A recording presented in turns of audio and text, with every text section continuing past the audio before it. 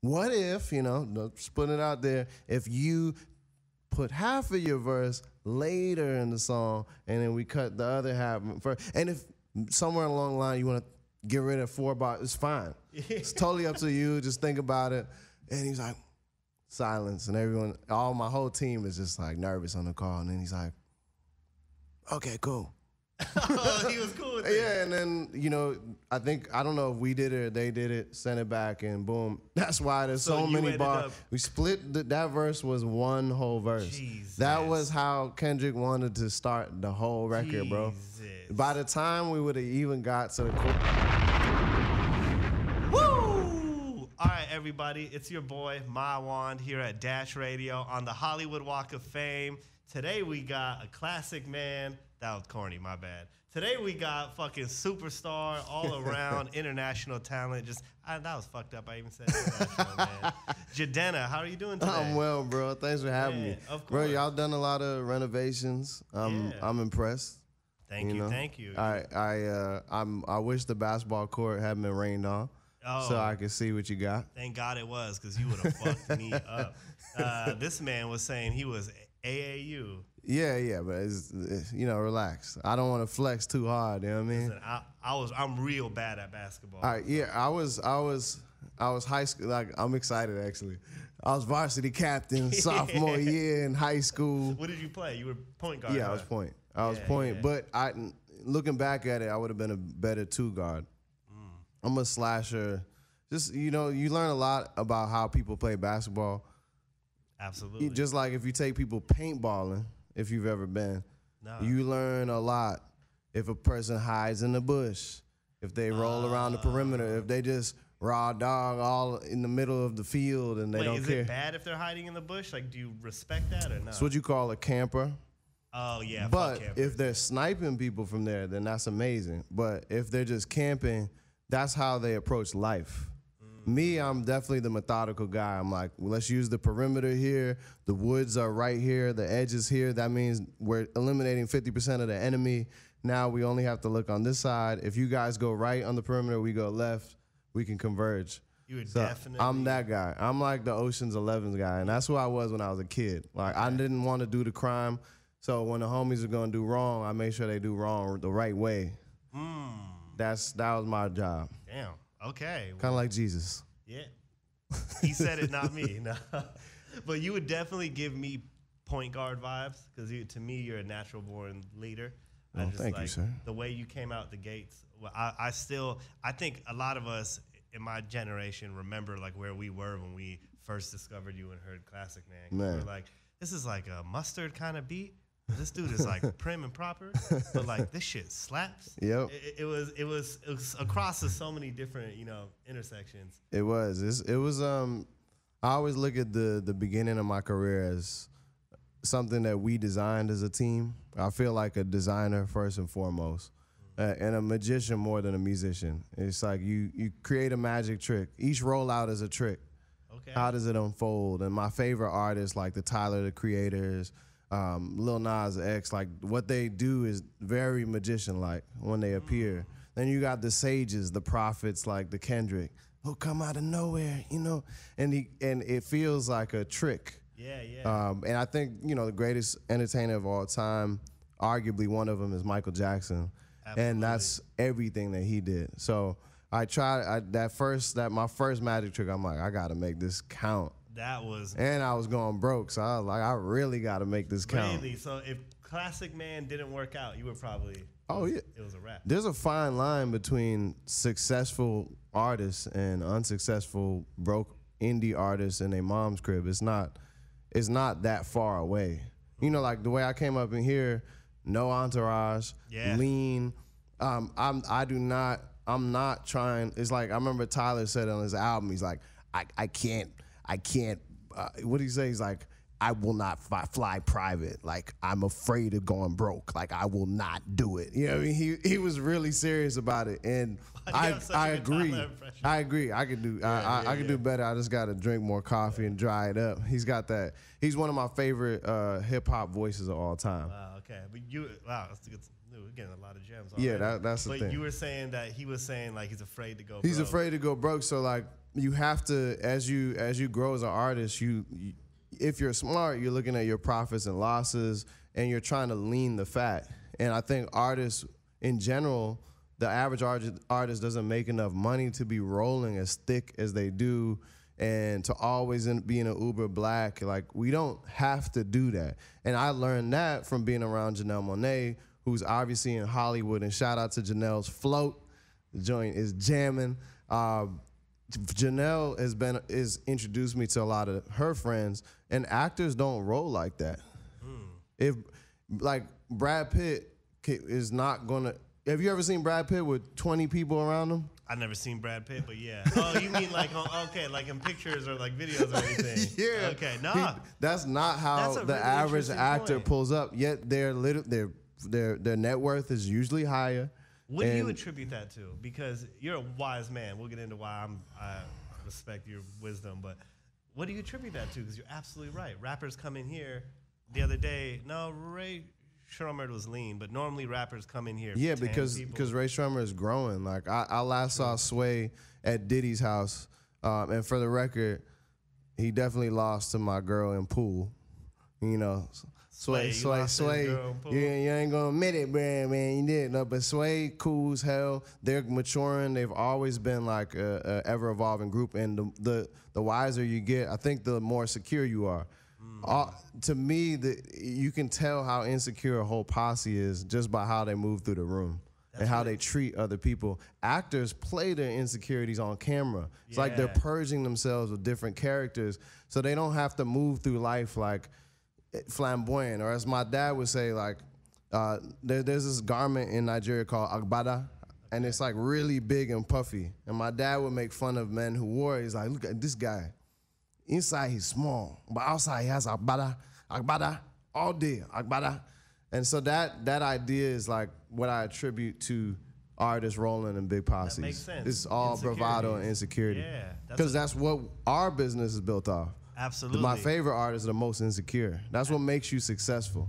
That's true. Yeah, that's a great fucking point. Cause I don't know what I thought maybe artists attributed it to not feeling safe, so they had to have all their people. It is that too. It is that. It's absolute. But that's, again, not feeling safe is feeling insecure. Yeah. So I definitely have been. I mean, there's places I cannot go without something. Like a lot of the times we have security not because we're afraid of a threat, unless you're a gangster rapper or whatever the case may be. We have it because we're afraid of pictures or somebody just smoked and they don't want to be around, so they got their glasses on and they're afraid to be mobbed. It's weird, man.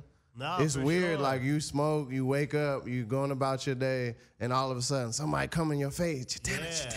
It's actually a trip when that starts happening. Hearing your name all day long from random points in the world. It's that's crazy. And I'm not even on the level of like, a Bad Bunny. I can only imagine what they're going through. So, well, I have a target theory where I've always said, as I sound weird, I should have introduced that better, but I have a thing where, I used to want to be an artist when I was younger, and then when I was interning, I noticed that all the artists didn't look happy. It just was a weird thing I saw. Yeah. This was like the example I had exactly was B.O.B. B.O.B. had just dropped, he wasn't even popping yet, but he had done When I See the Sky.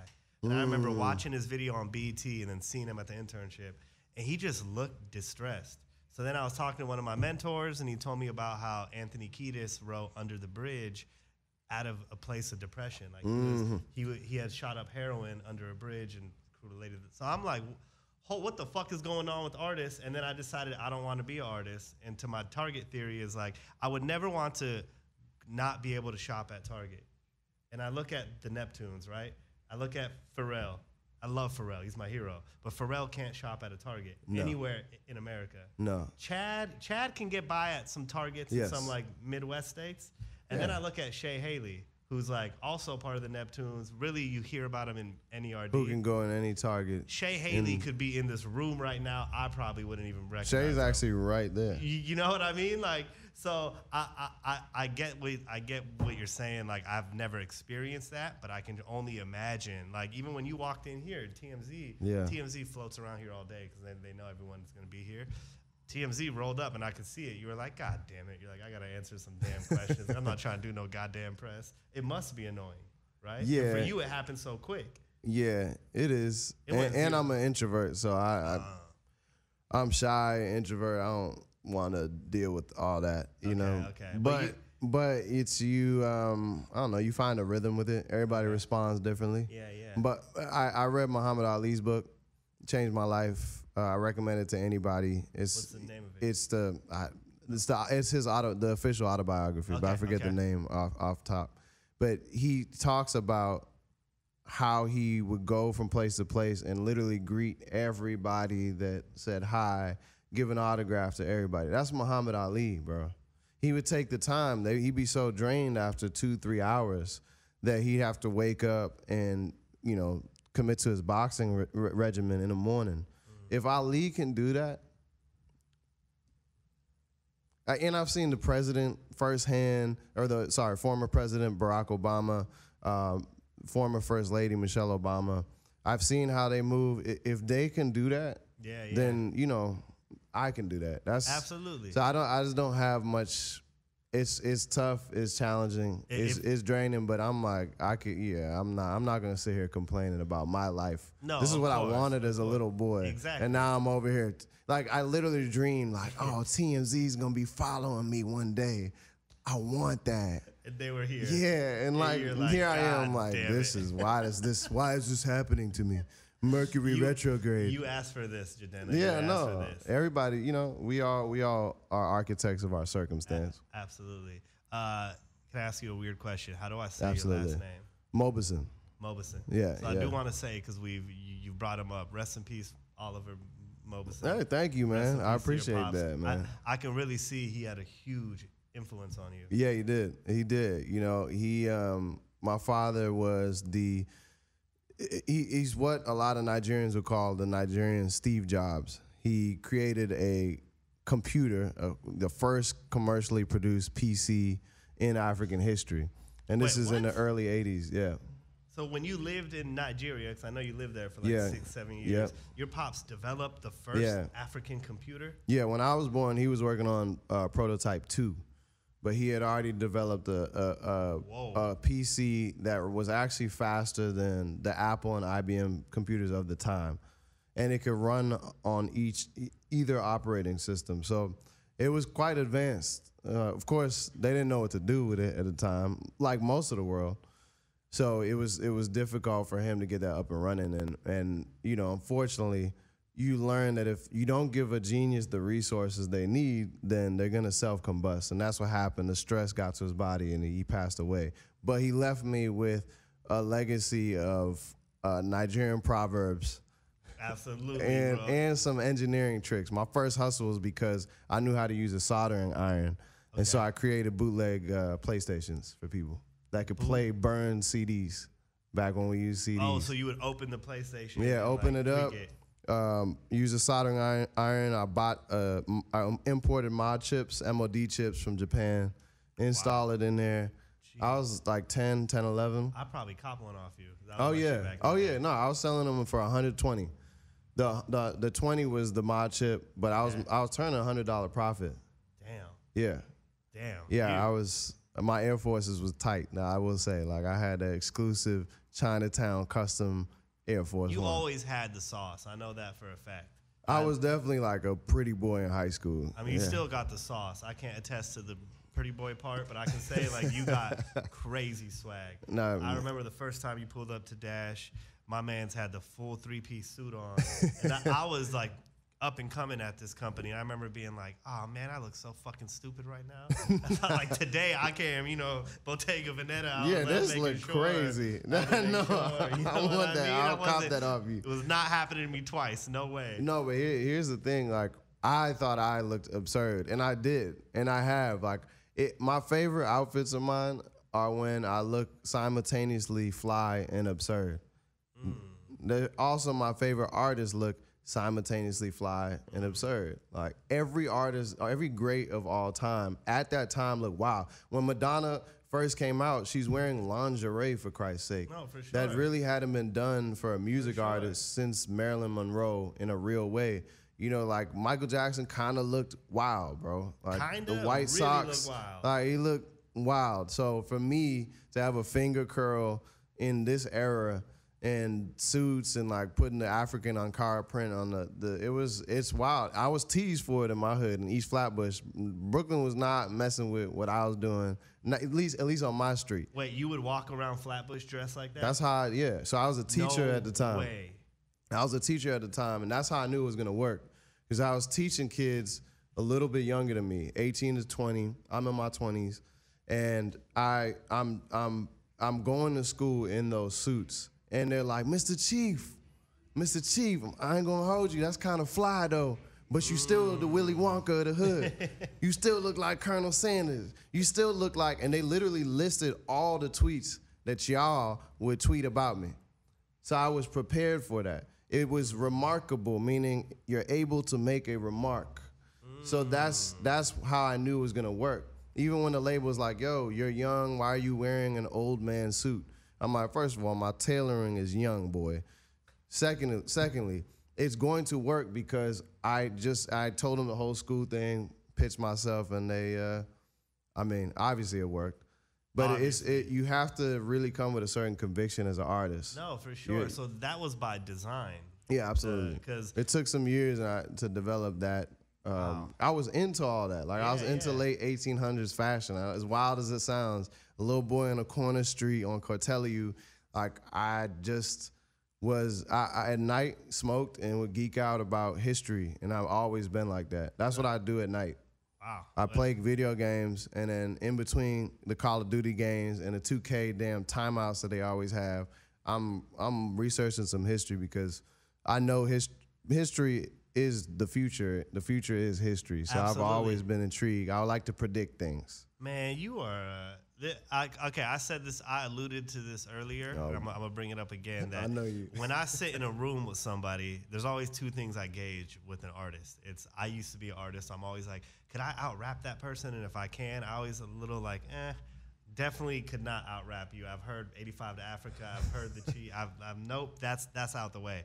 When I did my research, I was like, and this motherfucker is smarter than me? I was like, God man. damn it. You know that education is not the marker of smartness. I knew a lot of fools that went to Stanford University. I'm sure. You see, I didn't have to bring it up. The homie went to Stanford. I knew you was going to bring it up. But what's crazier than going to Stanford to me is you turn down Harvard. Yeah.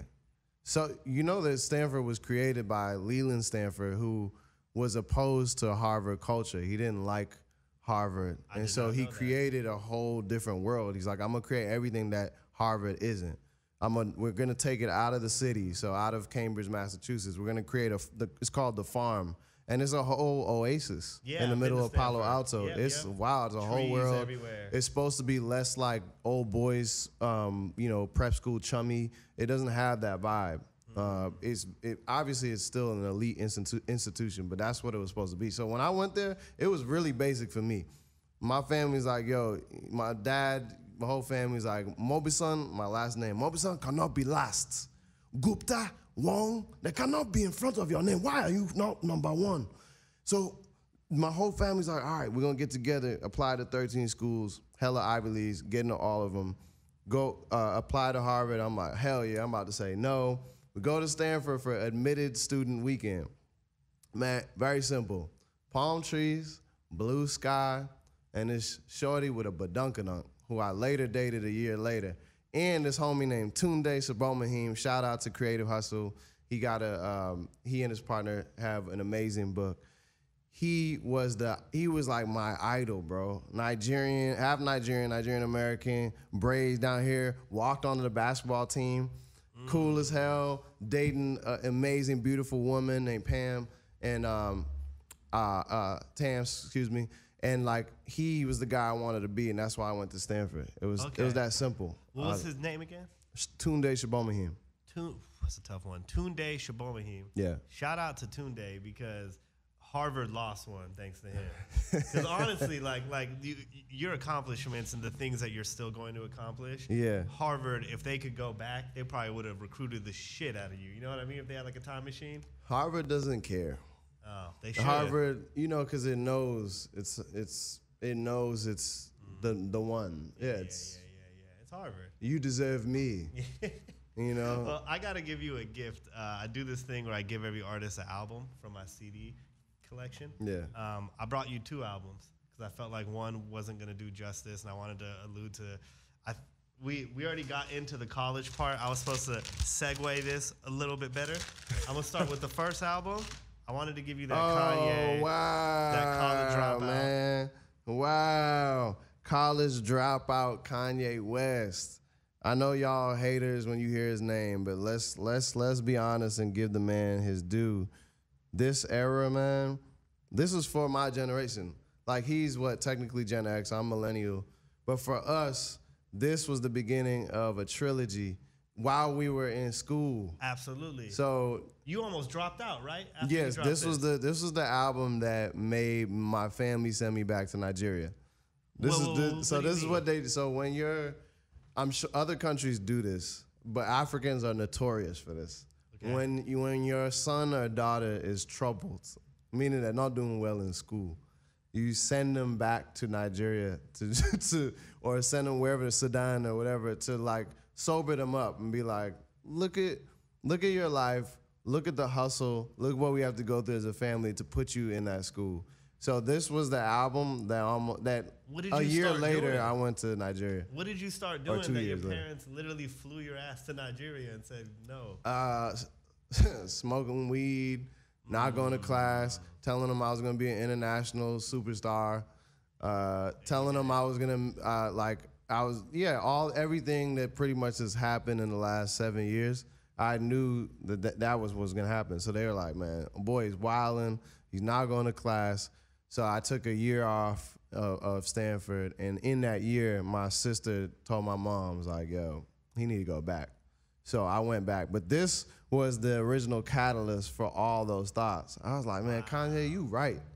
You right, man. Yeah. And it kept going, because I was in college during like graduation, but this was the beginning of that trilogy. So thank you for this. Of course, man. Very emotional about this moment. No, I had to give that to you because from what I had read, that was the album that had sparked you to say like, so good, this is what I'm doing. I'm gonna be an artist. Thank you for that. Of course. I'm gonna give you one more album too. And then because I want to talk about your music and it's real soulful. And this is something that I think you might have grew up off, but that Marvin. Wow, Midnight Love, Marvin Gaye. Yo, so this is actually Marvin. Okay, first of all, Marvin, huge influence of mine, huge influence of this project. I was just laying down some like Marvin-esque vocals yesterday. Wow. So this is crazy timing. I'm good at my job. Shout out to Roman John Arthur, who lead producer on the project and been pushing me to do things with my voice I didn't know I could do. So he's having me do some Marvin shit. And this album, so he was very actually depressed at this time. Marvin was depressed? Yeah, he made Sexual Healing was like his last big hurrah, which is ironically like one of his biggest, if not his biggest songs ever, right?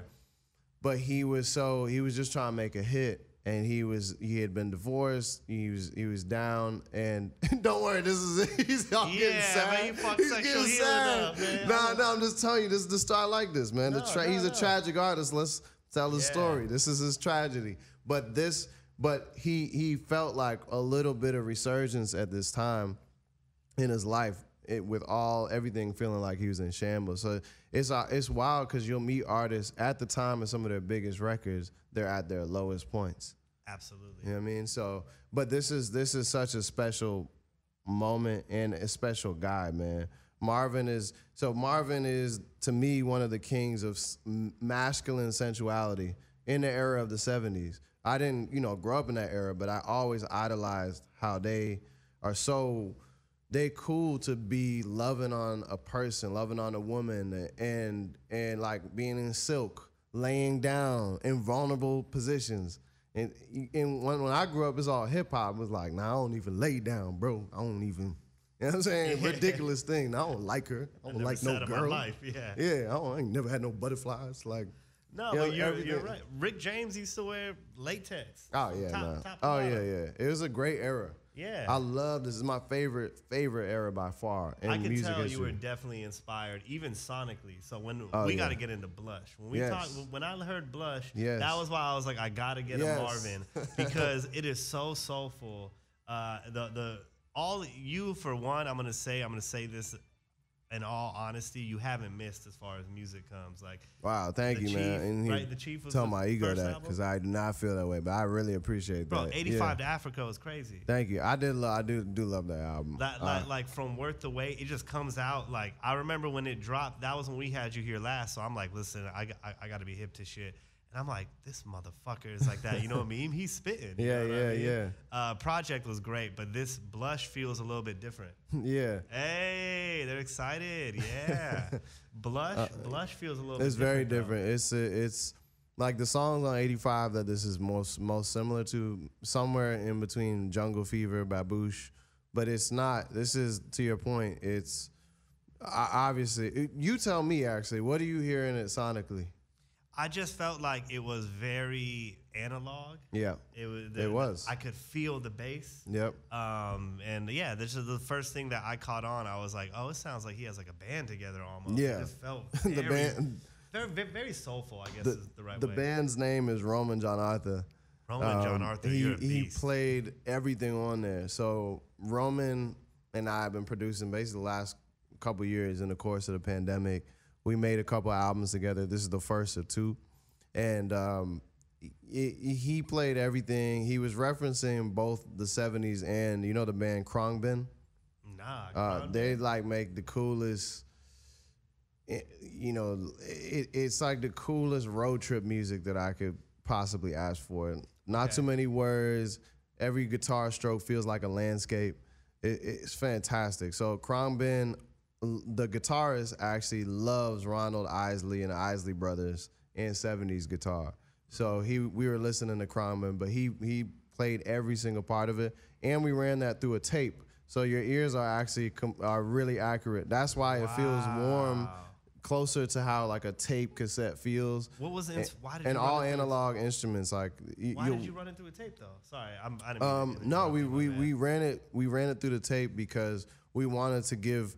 There's a texture to music, you know. All music has a texture, and that grain and that gradient feels so good when you have that tape. Like, I'll never forget growing up as a kid, and I came up when, you know, this was most of my life, but very early on there was tape cassettes, and you would play and make your own little mix. It was fantastic, and I'm not gonna go through the whole nostalgia shit, but the feeling of the warmth of stereos at that time felt really good. I'm all for the new stereo systems, but I want the warmth. Absolutely. So that's why. And Marvin always had the warmth. So we just researched how they did it. And Roman played all the analog synths, the guitar, drums. And then he put like some 808 drums and some 808 hi-hats to make it current enough. Well, you feel it. That's what I had felt when I had listened to Blush. You got good ear. I was like, this is fucking warm. Yeah. And there's bass to me is the easiest one to identify between like digital and analog. So like when I heard that, I was like, oh, he is not fucking around.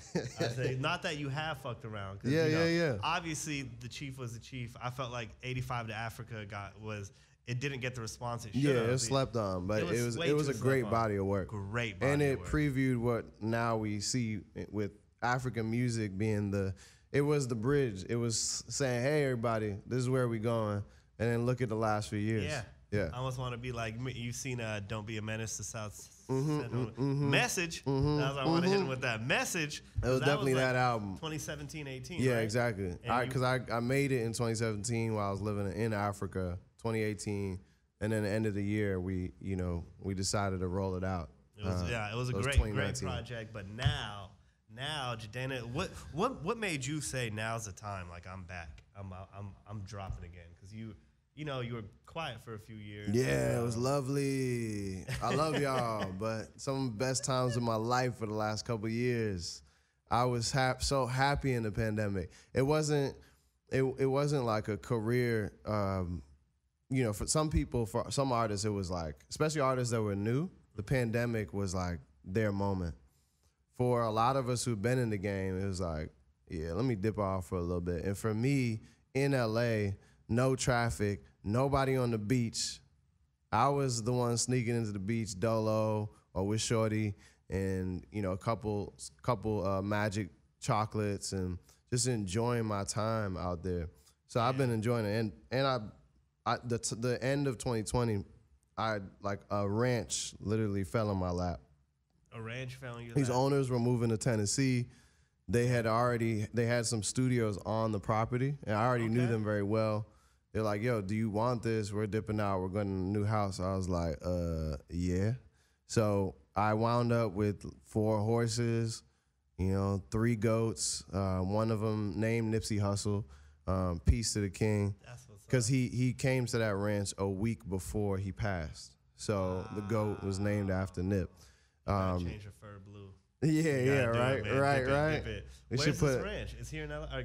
Yeah, it's near Burbank. I'll leave it at that with TMZ standing right here. I'm even gonna blurb that out, bro. It's near beep. Yeah, but it's so we had a few goats, a few pigs. I got a neighbor had a chicken. We used to have a chicken, but our hawk ate it.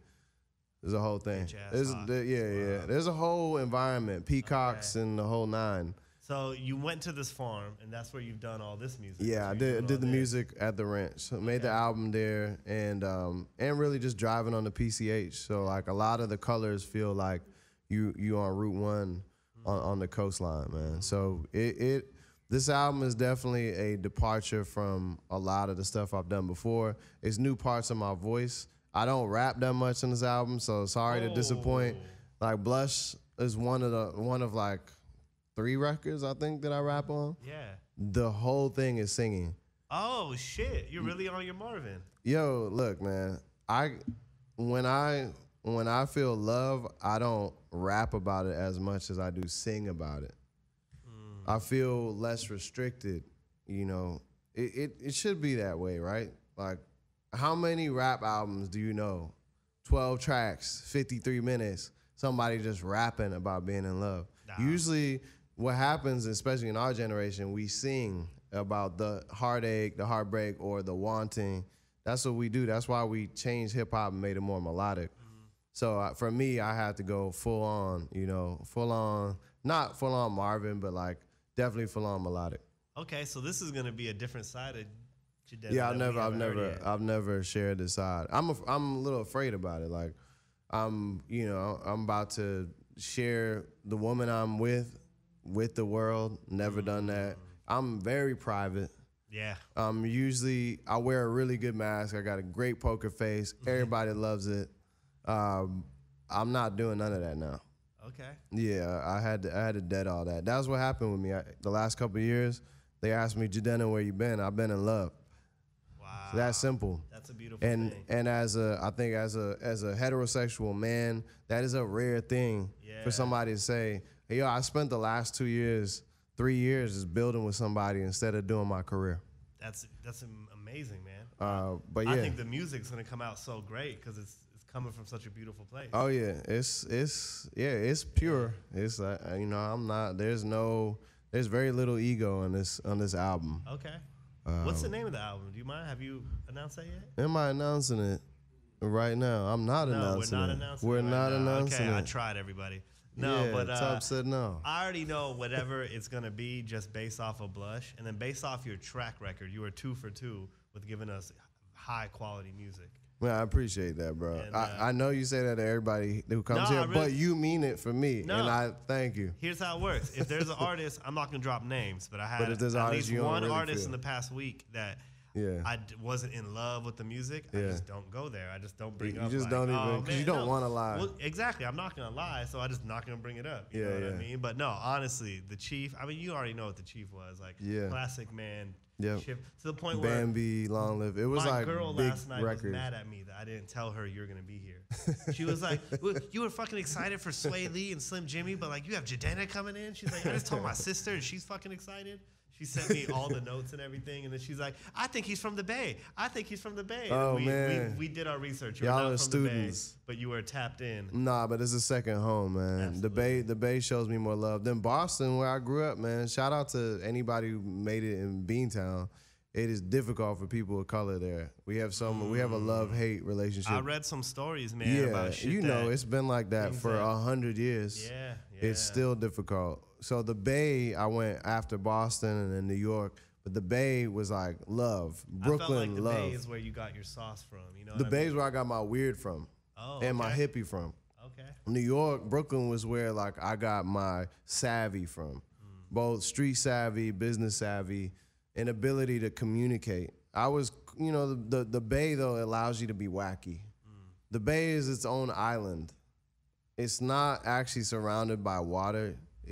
But it acts as if it is. It acts as, you know what I'm saying? They don't care what is happening. If people are doing drill in Atlanta now, the Bay like, what is drill, bro? Yeah, that I mean, we don't understand. All right, Rogue. No, the Bay is definitely, I've always said the Bay is where LA gets its sauce from. I feel like it drips down from the Bay, and then we make it all Hollywood, and then we popularize it. But I've always loved the Bay. You really saying that? LA? You know, the Angelino's not going to like that. I know, man. Angelino's hate me anyway. I'm from Orange County. The Bay loves it. They're going to say, oh, that, yeah. No, but like I felt like the Bay, and I picked a lot of that up from Joey Fats. I used to manage him, and Joey was always like, nah, everything is like, it begins in the Bay, and then we kind of see it in LA, and then we got the cameras are on us. Yeah, and you get the LA scales it, basically. Yeah, exactly. Yeah, no, that I mean, obviously, lingo.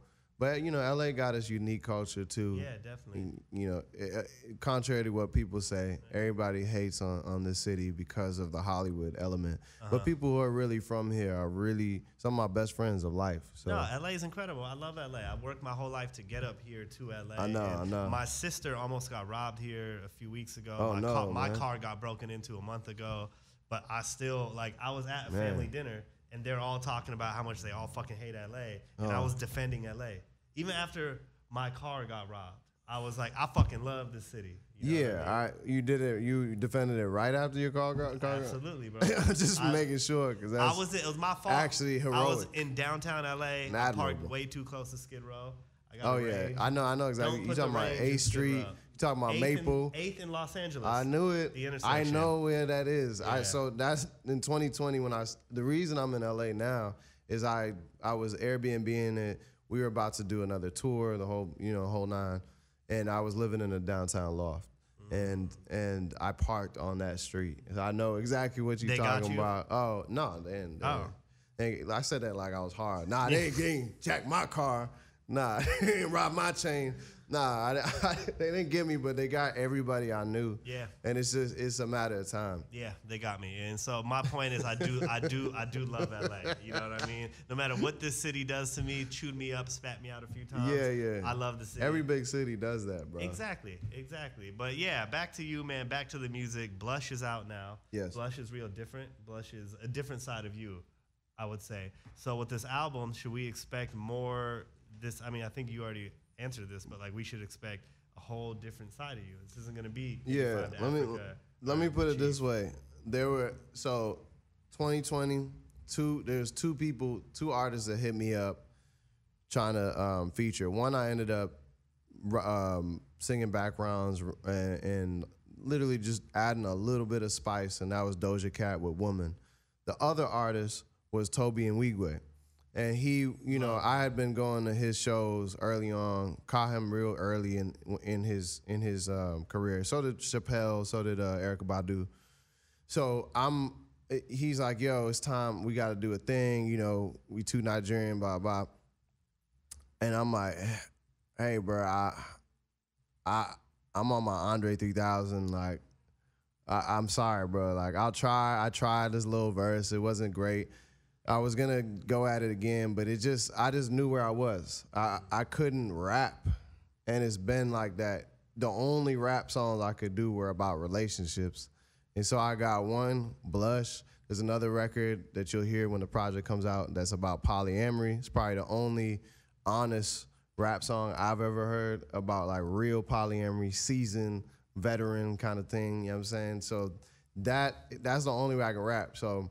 Now I got all these radio stations asking me to rap. I'm like, damn, what the hell did Andre 3000 do during Love Below? Oh, right, he didn't do it. He stopped after that. Like, he did Idlewild on Dip. Yeah, so I'm like, I'm a little nervous. I don't want to be that.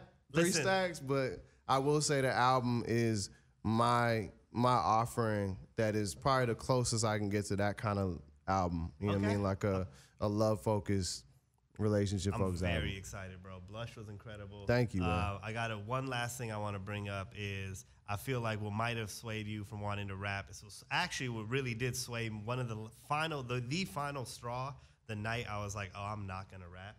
I was in the studio when I was interning with DJ Ski, and J-Rock came in. J-Rock had brought, Ski brought KD, James Harden, Eric Maynard. They're all in the Thunder. They had a young rapper named like Prodigy or Prophet. I can't remember who it was.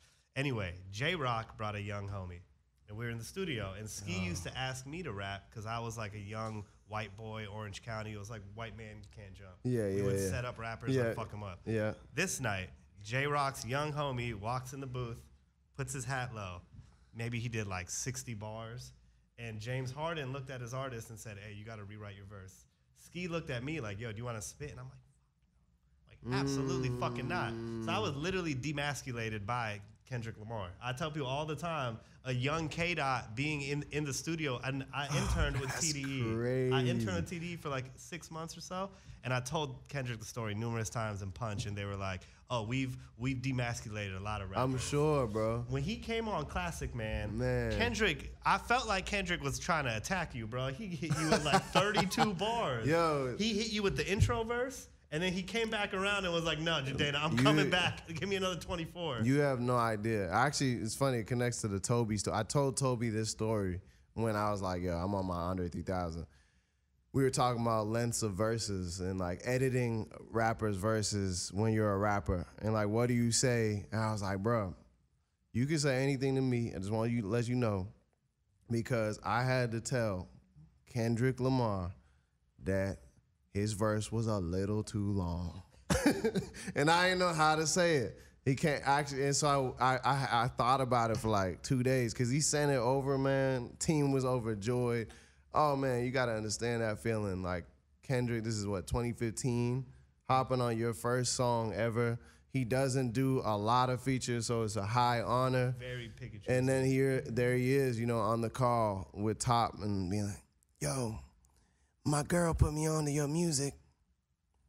That Long Live the Chief shit hard. And he knew that before it was really out. I was like, yo, this dude on Vivo, like he's just on YouTube.